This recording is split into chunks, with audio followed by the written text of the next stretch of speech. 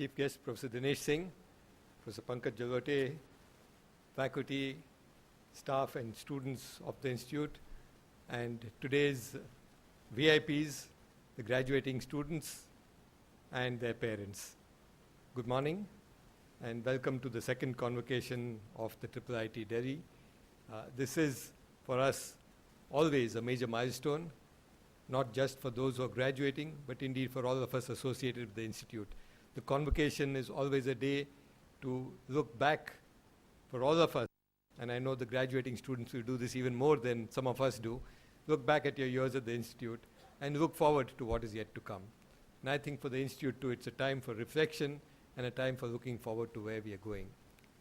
The director has just given you a brief summary, his report for the year, and it's always amazing to see how a young institute, with just about 5 years old now, has come such a long way in such a short time. 5 years in the life of an institution is just a beginning, and yet I'm delighted with what progress we've been making, already been made. Like many of you, I'm greedy. I wish we had done more, but it's difficult. And the circumstances that we have had, I do think the Institute has done exceptionally well. I'm particularly pleased to reiterate a couple of aspects which the director mentioned, particularly pleased at the quality of the faculty we've been able to get and the speed with which we've been able to ramp up not only the physical facilities, but the most important human resource infrastructure of the Institute. And I think that this is what has made this an institute which already has earned a name in such a short period of time.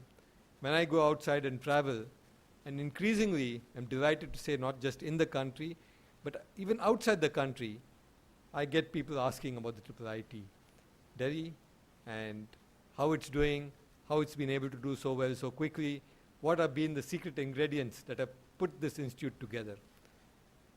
As you know, a lot of new institutions have come up in the country in the last few years at the level of professional education. New IITs, new IIMs, new IIITs, new institutes of National Institutes of Technology, and of course a whole host of other private universities and engineering colleges.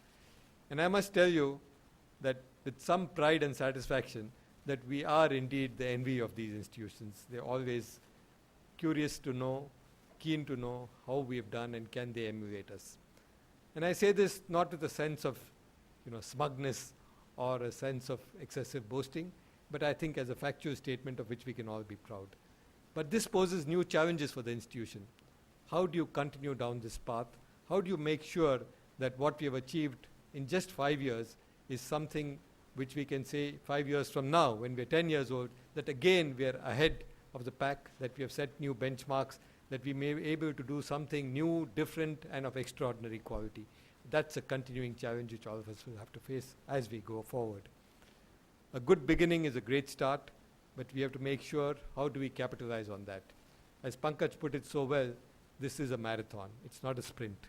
If you've done well in the first part, the first lap, that doesn't mean much. It's a long, long journey which goes on. And actually in the life of institutions, it's not even a marathon, it's a treadmill. It goes on forever and ever, and the speed has to keep increasing.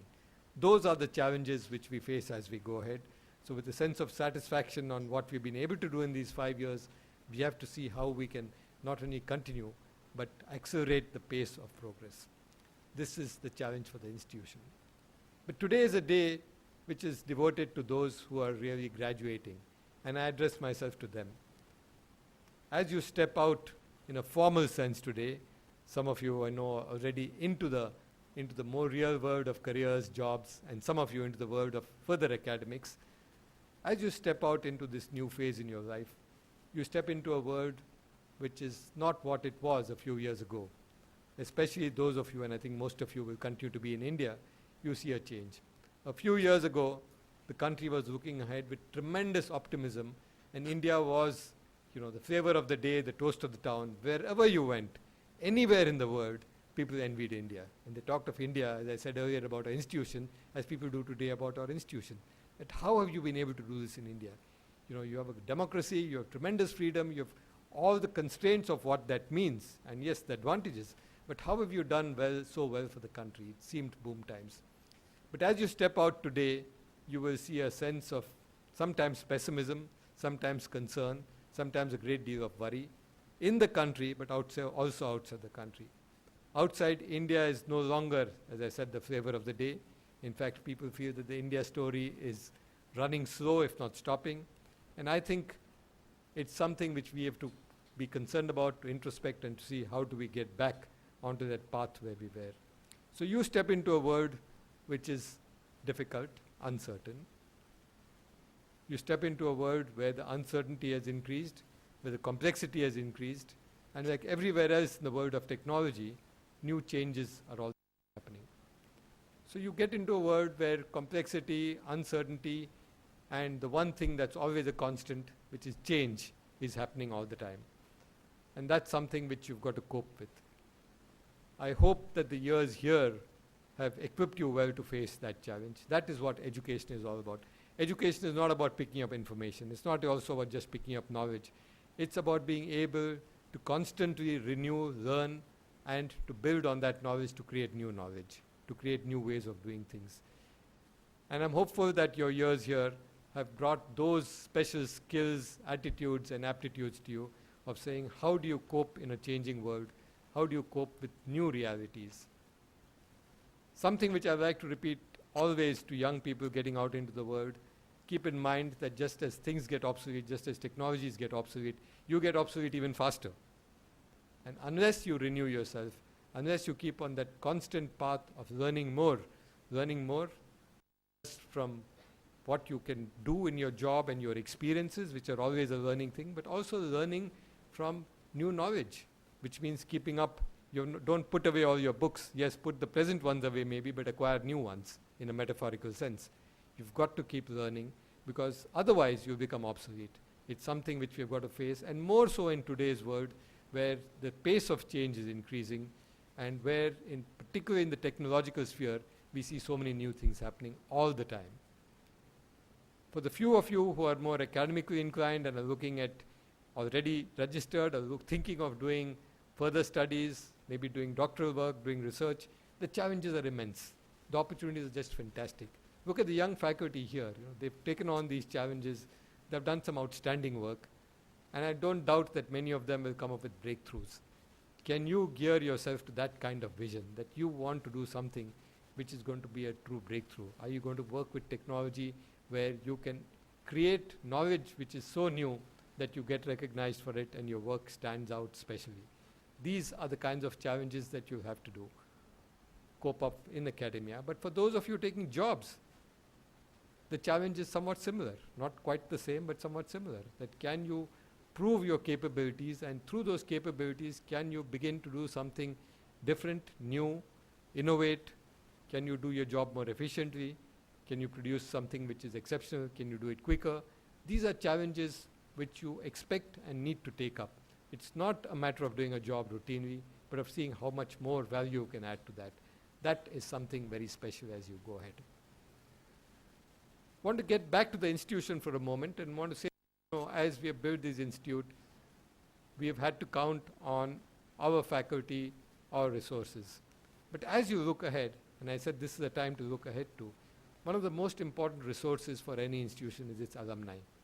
And as those of you who are stepping out, go out into the world, keep that contact, which the director mentioned, with this institute. We in turn will not only continue to be in touch with you, but we'll be most delighted to welcome you back whenever you come here and whenever you want to come here, maybe first to visit, to see what the newer, younger students are doing, to catch up with the faculty, your old teachers who are now, I'm sure in course of time will become your friends. And for some of you in the course of time, I do hope you'll come back here and bring your practical experiences into this world by helping to teach young students here, either as a guest lecturer or come and join as faculty. So we look forward to welcoming the alumni back here to this institute all the time and continuously. Remember that you go out as ambassadors of this institute. When you go and work, not only at work, but outside work, people will mark you as a product of IIIT-Delhi. And you are our ambassadors. You're going to carry forward what you've done here. And what you do in turn will help to enrich the brand of this institution and say, this is the kind of person that IIIT-Delhi produces. With that in mind, you are somebody special for us, and you have to do something special for us.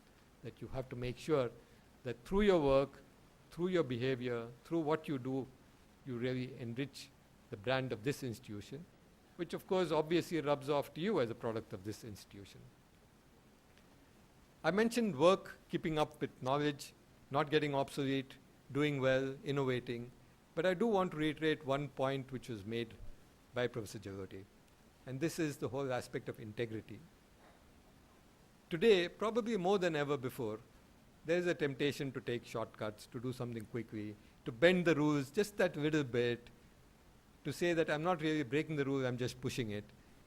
And I think you've been educated here, I'm sure learned from home, that you don't do that. You stick within the framework, you stick within the rules, and you stick within your values of integrity. This is key. This is key. It's important by itself. It's something you must do for its own sake. But also I want to tell you that's important in your career, because at some point of time, the kind of shortcut which Pankaj mentioned might get you there faster, but very soon that will get found out. And then you're going to lose a great deal more than what you might gain. So integrity and basic values are critically important as you go into your work life.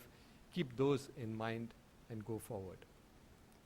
A final word to the graduating students. I talked about the institute, your responsibility to this institution and what you drew from it, the possibility that you might come back here and we would welcome you, and what you might do here.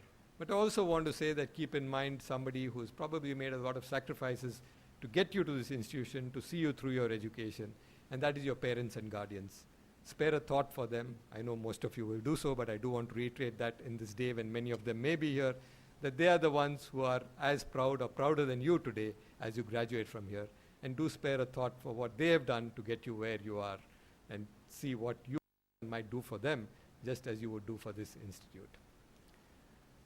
With that, I want to wish the graduating students the very best. I'm absolutely sure that you're going to do extremely well for yourselves and bring glory to this institution. So all the best to you as you go forward.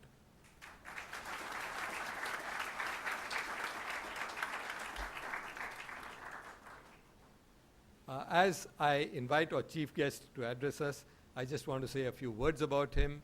Professor Dinesh Singh, as you all know, is the Vice Chancellor of Delhi University. He's got a huge number of academic credits to his name, and I won't mention them all. He is, as you would all know, a very, very eminent academic in the field of mathematics.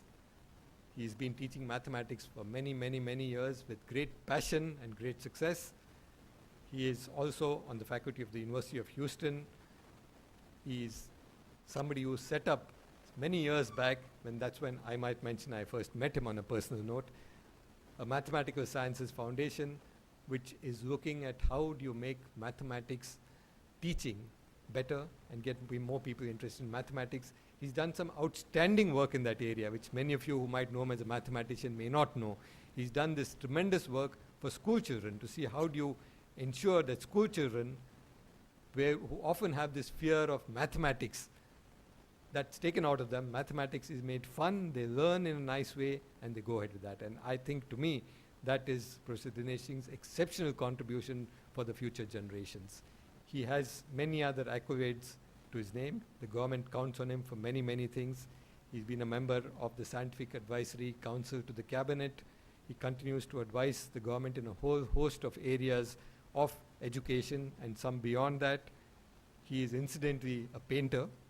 I know that somehow mathematics and music is often seen together, but he's probably has some musical interests also, which I'm not aware of, but I know he's a painter, and I think his artistic thing is often seen. He's done a solo exhibition of his paintings too. He is somebody who's introduced a breath of fresh air into an old institution, very respected institution, but an old institution that was somewhat ossifying, which is Delhi University.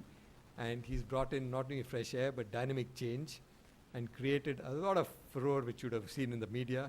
But that comes when you want to make change. And I think for those of you, and I mention all this as lessons which those of you who are graduating and young students might take away, that when, like Professor Dinesh Singh, you want to do something dynamic, you want to do something new, you want to do something innovative, you will get challenges and you will get resistance. And I think the lesson to take from him is to see how he's persisted with what he's seen has been sure. He's been open, he's listened to a lot of views, but he's taken forward his concept of the changes that are necessary and brought about dramatic and very important changes in Delhi University, which I'm absolutely certain are going to have ripple effects in the whole higher education system around the country. It's an exceptional pleasure to have him here. I want to particularly thank him because, as all of you know, he's come here at very short notice. We were hoping, and that was what we had earlier, to get Dr. Sam Pitroda. He is, and I might mention, though probably most of you know this, down with a bad bout of food poisoning. He's recovering. I'm glad he's well, but he had to drop out. And Professor Dinesh Singh, always our supporter and a very dear friend for a long time, kindly agreed to come. And I'm very delighted he's here. Couldn't be anybody more appropriate to talk with us today and share his thoughts. So it's a great pleasure to invite you, Dinesh, to say a few words to us and our faculty.